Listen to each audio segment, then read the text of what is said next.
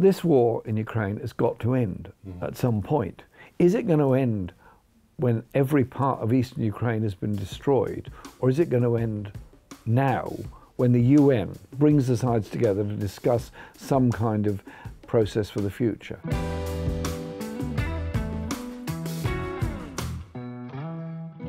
So thank you, Jeremy. I'm Peter, and it's the first of a new podcast we are launching, and I'm very honored that we have as first guest Jeremy Corbyn, so lifetime activist for peace and for social justice, if I may say, and also former Labour leader. And so my first question is about notebooks, because I have read somewhere that you keep notebooks about stories that people are telling you, and that you noted them, and I've read that you have... Do you want to see one of them? You have some... I've got some in the next room, in my room there.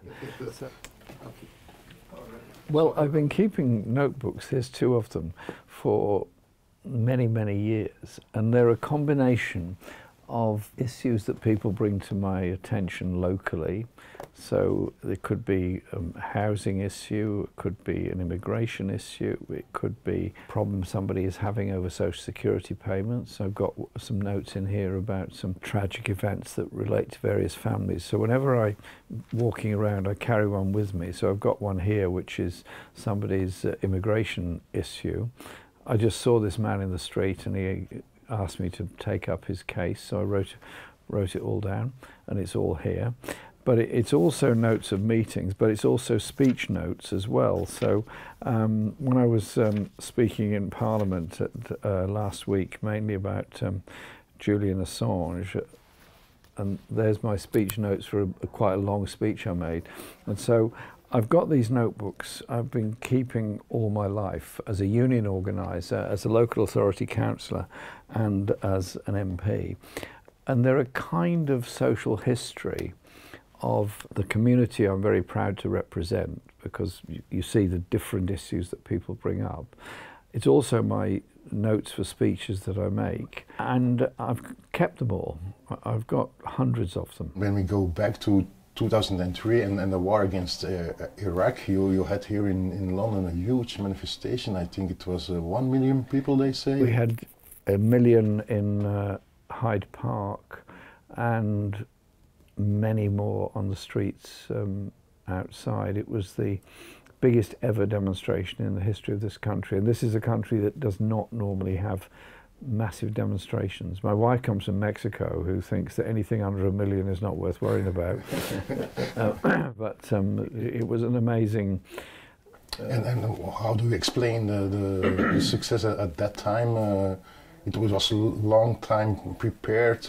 It was a growth of the Stop the War movement came from 2001. Well, actually, take it back a lot further. I was involved in a group called No War in the Gulf in 1990 and 1991. And the issue was voted on in Parliament, and there was 17 MPs voted against the war in the Gulf in 1991. Only 17? Yeah. On how many MPs? 650. 650. We then went through that period of opposing that war in the Gulf. And then the sanctions against Iraq were devastating after that. A lot of children died, cancers, etc. Then after 9/11, we formed the Stop the War coalition. It was formed about Afghanistan, not Iraq. We formed it about a month later. And I was quite sceptical of the success we might or might not have, because I felt there was such a mood of anger about the attack on the World Trade Center, and rightly so. It was an appalling, abominable thing to do. In no way defend or condone it. We decided to form a Stop the War coalition, and we got together, that is Campaign for Nuclear Disarmament, various other people, and we called a meeting at Friends Meeting House, and there was just crowds of people everywhere. We had 5 overflow meetings and a meeting outside. So I made 6 speeches in one evening at each of the 5 overflows, and then one to the people who couldn't even get in the building, and then to the main hall itself. Fantastic attendance, and that was over Afghanistan. We then organised a series of national demonstrations. We then had the Axis of Evil speech of George Bush in January 2002. And then the start of these stories about weapons of mass destruction in Iraq came out, and we had the whole summer 2002 build up on this. And we started mobilising in Parliament on it, a number of us did. And interestingly, the numbers of MPs that became sceptical about it was considerable, very great, really large numbers. And we then did public meetings all around the country against the war in Iraq. I spoke at about 200 public meetings all over the country, and indeed all over Europe as well. I went to pretty well every country, and I went to the USA also, twice to the USA to speak against the war. And we then decided we needed an international global demonstration. And if anything, the date was a bit early. We should have perhaps done it a couple of weeks later, but at that time you don't know. So we figured if we do it then, at least we can mobilise people globally, and we did. There were 600 simultaneous demonstrations around the world. And the London one was massive. The Reverend Jesse Jackson was the main speaker who came from the USA for it. And we mobilised people like we'd never done before. I then went to the USA that night and spoke in San Francisco the next day, which was also a massive demonstration. And we then had the parliamentary vote where there was 150 Labour MPs voted against, but it wasn't quite enough. And it was the tragedy of Iraq then went on, all the killings in that war, all the civil war that followed after that, and the words I used in my own speech was that the invasion of Iraq will not solve any problems at all. It will create the terrorism and the wars of tomorrow. That we have seen hence. But now if you look nowadays, like you says also, the truth is one of the first victims in every fog of war. And absolutely. Like we heard at the same time, if you condemn, and you have to condemn, of course, the illegal act and the criminal act of Putin invading Ukraine. But we have heard it ourselves. Then when you ask questions about the role of NATO, etc., you were easily put in a pro-Putin camp. And then we saw it was not only in Belgium that happened, but you also were at one time labeled as pro-Putin. Yeah, you're quite right. Truth and rationality are the victims of war all the time. Just for the record, when Putin became the Prime Minister, then President of Russia, he was holding hands with Tony Blair at the time. He was welcomed here, and during the time he was paying an official visit to Britain, there were 2 MPs opposing Putin for the war in Chechnya, Tony Benn and myself. Nobody else, just 2 of us. And I am not a supporter of the sort of gangster capitalism that has been brought into Russia by Yeltsin and then followed up by Putin. I've always said there has to be a negotiated relationship with Russia. It's a big country. It is an important place. It's going through very interesting social changes. I do speak to people in Russia quite a lot. I've done Zoom conferences with people in various universities in Russia. I'm absolutely want us to have a good relationship with the Russian people. Putin's attack on Ukraine is completely wrong at every level. Inhuman, brutal, violent. A lot of civilians have died, and he'll be investigated for war crimes. But if you, in this discussion, because you saw already a lot of wars, and in this discussion about the truth in the war, you also said at one time, I think, that, I'm going to quote you, that often those that dissent at the time of perception of complete unity are sometimes seen to be prescient voice of the future. Yes. What do you mean with that? Those that question the narrative and the norm they're given are sometimes abused at the time and better understood much later. Those very brave people, all over Europe in 1914, who sought a working class unity against the First World War. Juarez, Keir Hardie, Rosa Luxemburg, Karl Liebknecht, all those people that formed that alliance against the First World War. Liebknecht and Rosa Luxemburg were assassinated, Juarez died, Keir Hardie died of a heart attack a year or so later. He was the leader of the Labour Party at the time in Britain. He had opposed the war, built up a huge following against the war. The war started, the flags were waved, and he was shouted down in Parliament 2 days later. Later on, after all the mass killings of the Western Front on both sides, who's remembered after all that? Those that bravely opposed the herd at the time in 1914, or those that recruited working class men to go and die in the trenches. And so I just think we need to think a little. And also there is something about the reporting of war which I find quite worrying. I follow the reporting of the Ukraine very carefully, and it's awful what is happening, and my heart goes out to the people of Ukraine and what they're going through. It also goes out to young soldiers conscripted by Russia who are dying there. But it's always paraphrased as being a European war, therefore somehow it's different. No, it's a war in exactly the same way that the war in former Yugoslavia took place, or the war in Yemen, or Afghanistan, or Iraq, or Congo, or Libya, or Syria. It's not the only conflict. We've had a 70-year gap since the end of the Second World War, and we've had war after war after war, usually not in the richest countries in the world, usually fought by the richest countries in the world somewhere else. And about the refugees, I think that there are a lot of people now with Ukrainian refugees in Europe who are helping other peoples, who are open to help.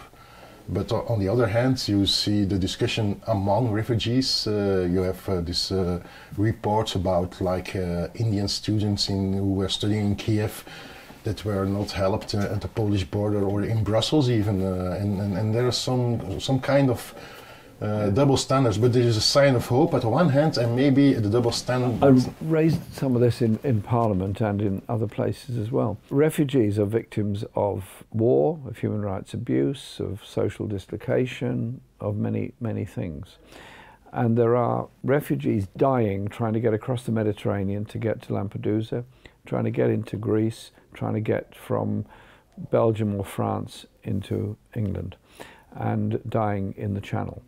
And those that do arrive here, mainly from Afghanistan, but also from other places, Yemen, Eritrea, Syria, Palestine, and so on, have no right to work, have very, very limited public support in the initial process, and rely an awful lot on charity.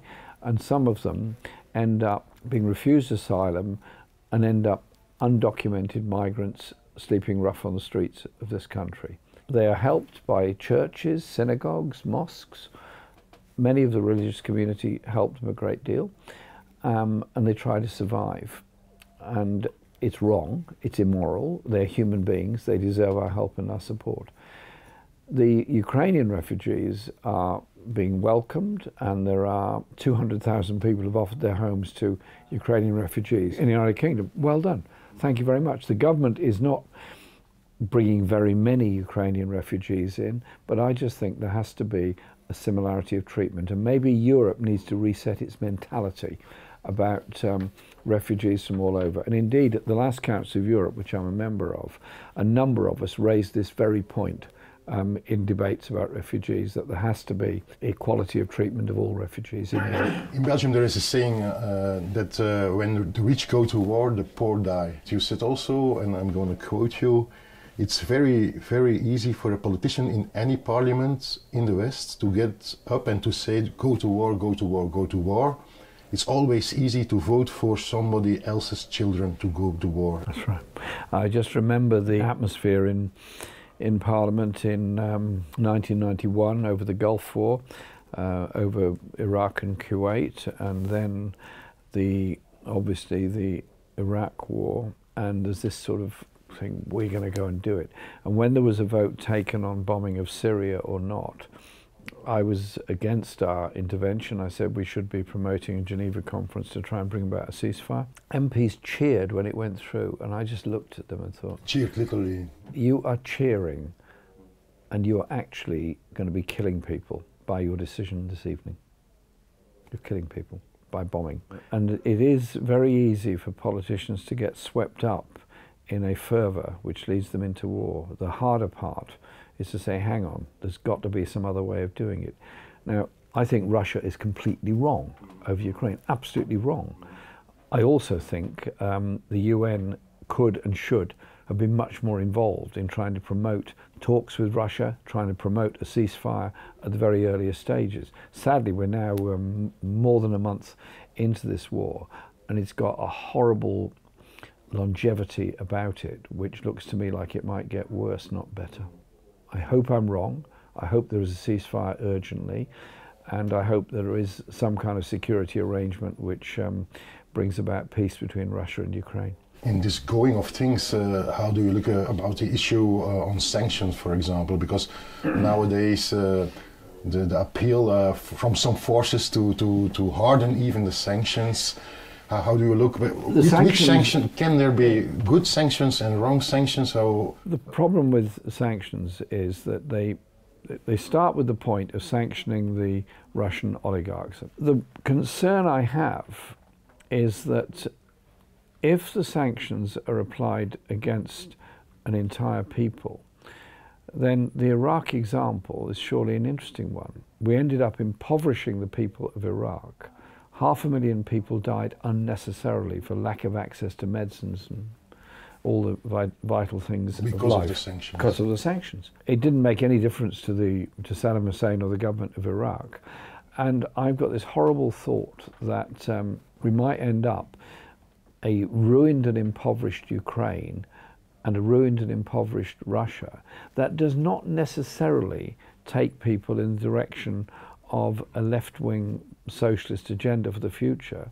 Think of the parallel of what happened to Germany in the 1920s and 1930s, when there was massive sanctions put on Germany, incredible inflation and levels of poverty.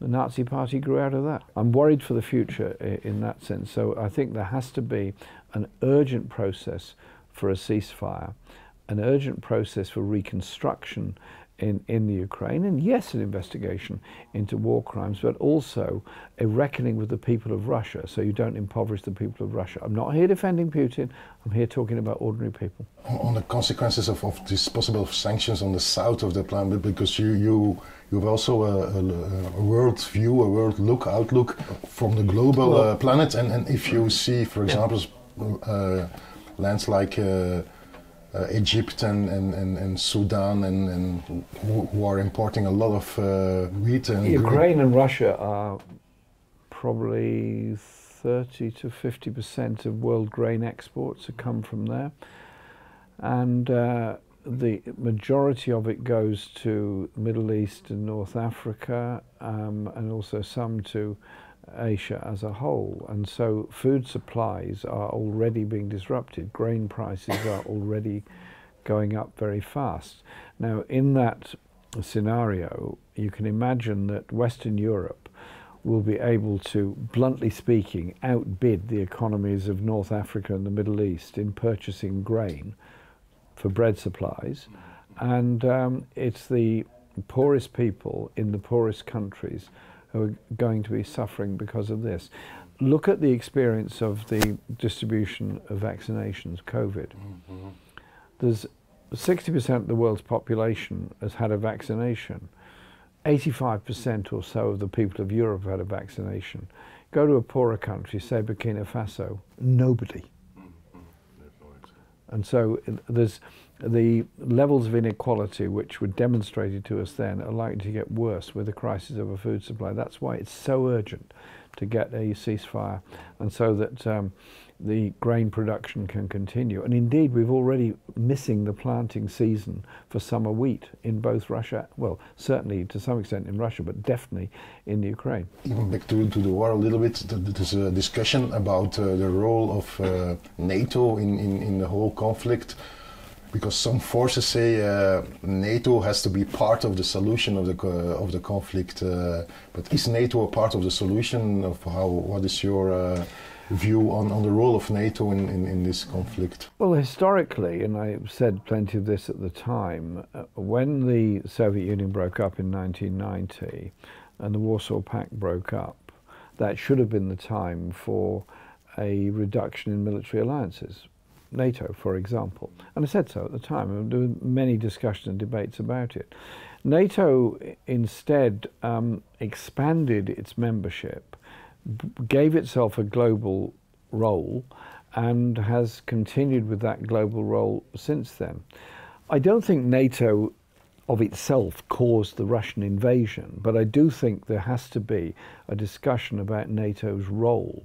And even President Zelensky clearly now accepts that Ukraine will not become a member of NATO, and he sees the argument for a neutral, non-aligned Ukraine, which is what the Minsk agreement was all about. And NATO has to engage with Russia in order to try and wind down the tensions. And I've said that many times in Parliament when I was both leader of the Labour Party before and since, that the danger of a build-up of Russian and NATO forces facing each other across a land border obviously can lead to danger.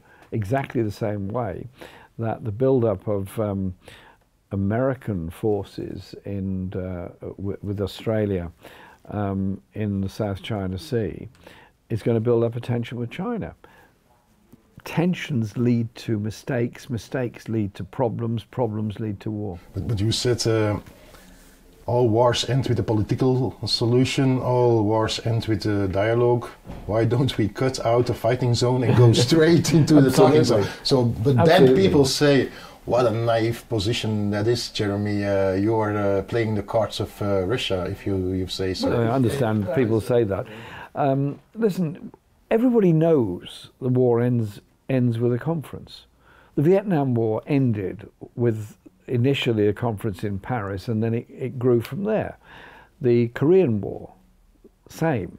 The Iraq War ended with brutality, with death, with destruction, and eventually with a ceasefire and so on. This war in Ukraine has got to end at some point.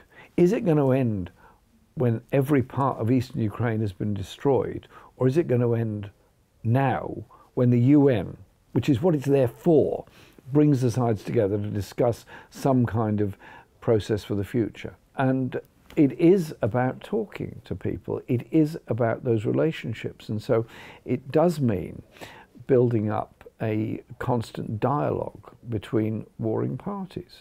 And it might be difficult. I've often been accused of saying, well, you only talk to you talk to our enemies. Well, first of all, I don't see everybody as an enemy. Secondly, you've got to talk to people who you might not agree with. I'm going to Colombia in next month to observe the presidential election that's going on. I'm looking forward to it. Colombia has had a war going on, drug-related war going on for 20 years or more. Apparently totally impossible position. I was in Colombia many years ago during that conflict. Cuba hosted talks between the guerrillas fighting from the mountains and the government. Hosted those talks. Very, very difficult. And who was advising them? People from Northern Ireland who'd been through the Northern Ireland conflict. Sinn Féin MPs went over there to Cuba to help try to reconcile and bring people together.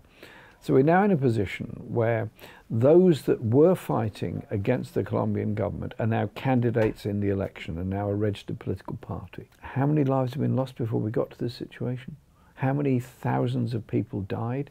How many hopes of young people were destroyed by this? In a way, what you're doing and what you are saying in the campaign you're waging is also to let hear that voice, because the main voice you hear is you cannot talk with Putin, you cannot talk with him, it's not possible to have an agreement. And this voice of peace at this moment, at this stage, in European perspective is... I'll quote Richard Nixon. Of all people, Richard Nixon, 1972, went to China. Went to China. Nobody thought it would ever happen, that China and the USA would settle down together. It is possible. It is possible to break log jams if you're bold enough to do it. In the United States, the economy is going to profit from this whole war situation. And if you see, for example, the energy questions and the new contracts that are being made with the United States. How do you look on this relation about Europe and the United States? Well, the USA did very well out of World War I and World War II, and most subsequently it has not had its economy affected in the same way as the rest of the world does. They've not been directly involved in the sense of land fighting in the USA. We now have a situation where Europe has an energy crisis, particularly Germany, but other countries to a lesser extent because of the amount of gas and oil that's come from Russia. The only way around that is either import gas and oil from somewhere else, and so the oil prices have gone up a great deal and so have the gas prices, or switch over to some other source of production. Well, I'm in favour of sustainable production. I'm in favour of geothermal, sunlight, wind power and all that, absolutely, but you can't do it all in 1 year. It takes several years to do it.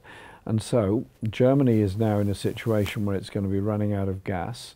It'll start off by running out of gas in industry and then moving on to domestic consumers. And so it does show the need for us to accept that there's an interdependence of the world.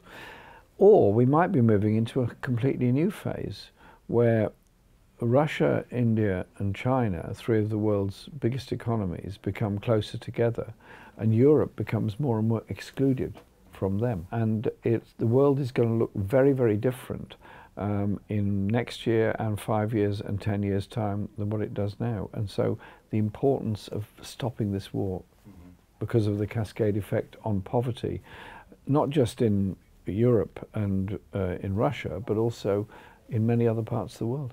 There is a interesting phenomenon that's growing, and that is the assertion of alliances of southern countries who are trying to assert themselves.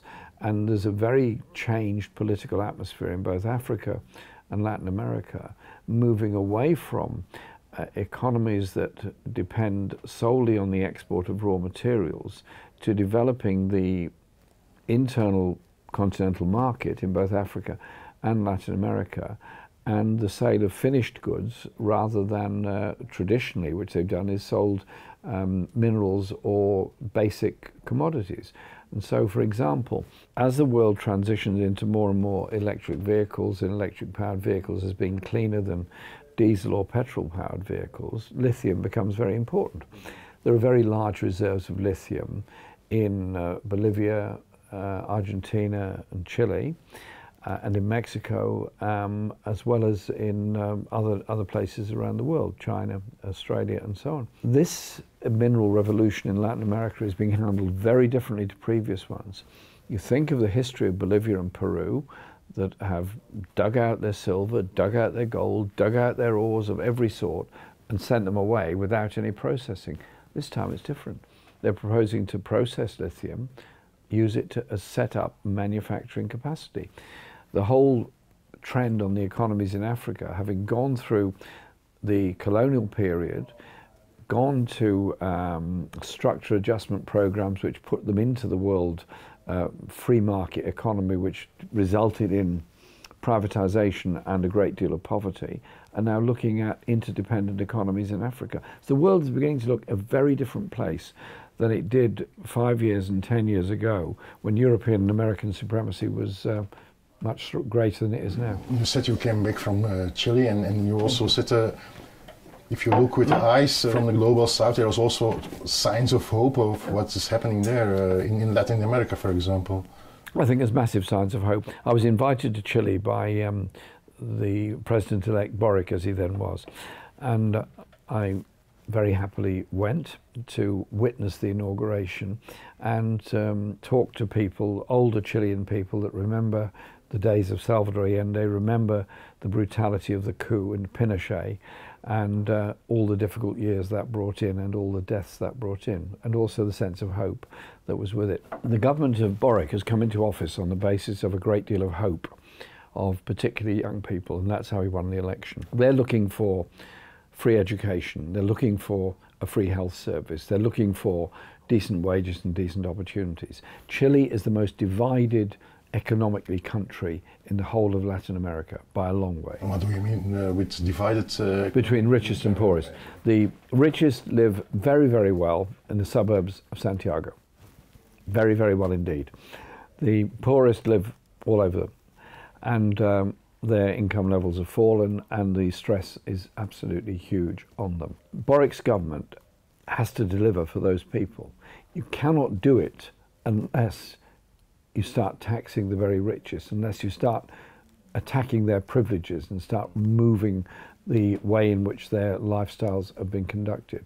There's going to be brutal attacks on him and his government, of that I'm sure. And I was interested to talk to people, particularly young people, who were learning the experience of what Salvador Allende's government went through in 1970 when they tried to bring into public ownership the key industries and the mineral resources of the country. This time I think people well understood what's going on, and also this is a social media generation, which means that people do get instant information. It might be wrong, it might be right, but they get it very quickly. It is a very different era to those that grew up with the paper leaflets, who grew up with the internet information. And so that has to be engaged with and managed very carefully. And what I was impressed with was the way in which the modern approach of Boric and his team was totally engaged in social media. It's very important. The left can't ignore social media. Okay. I have one final question for you, totally out of topic. It was about football. How do you know? Because everyone does it. It's about Arsenal, yes. Yes, of course. Because football came from Britain to Belgium, in Antwerp, etc., etc., and then Arsenal was originated with the workers from the gun. Arsenal's origins are the munitions workers from the Royal Ordnance at the Woolwich Arsenal. And they were called the Woolwich Arsenal because they came from Woolwich, and then they moved to Islington in 1913 and bought some land from the church and set up the club. The club, when it was founded, was very poor. It was working men's club, football club, and they borrowed kit, red and white shirts from Nottingham Forest, who were then a very well established and famous club. And so the first Arsenal kit was from Nottingham Forest, which is why Arsenal still play in red and white. And now there's nothing logical about football, and I hate the money involved, and I hate the sort of all of that, and the fact that many owners don't really give too much interest in the club. But the principle of football and bringing people together. I'm with Albert Camus and others on this, Camus, on understanding of football. I'm with Eric Cantona on this, I'm with Thierry Henry on this, the beauty of football. And seeing young people getting together, playing football, they understand teamwork, they understand each other, they understand supporting each other, and they understand the need to be healthy and to be fit. What's there not to like about that? And so, yes, I do support Arsenal, and I'm a great admirer of Arsene Wenger, our former manager, who I think made a fantastic contribution and still makes a fantastic contribution to football the world over. So the spirit of cooperation in football, even big money cannot break it. Wenger was such a nice guy. He was awarded the freedom of the borough of Islington, and I wrote to him to say, I'm really sorry, I can't be there, because I'm going to Angola on a delegation, and we're looking at the issue of clearing landmines and support for the future of Angola. But I'm really sorry, but I wish you well, and I'm so pleased you were made this award by our community. And he wrote back and he said, "Dear Jeremy, thanks for your letter. You're doing something useful, which is more than I am." Which is nonsense, but what a nice man. Okay, Jeremy, thank you very much for... Thank you very much, it's been fascinating. Enjoyed talking to you. Enjoyed talking to you.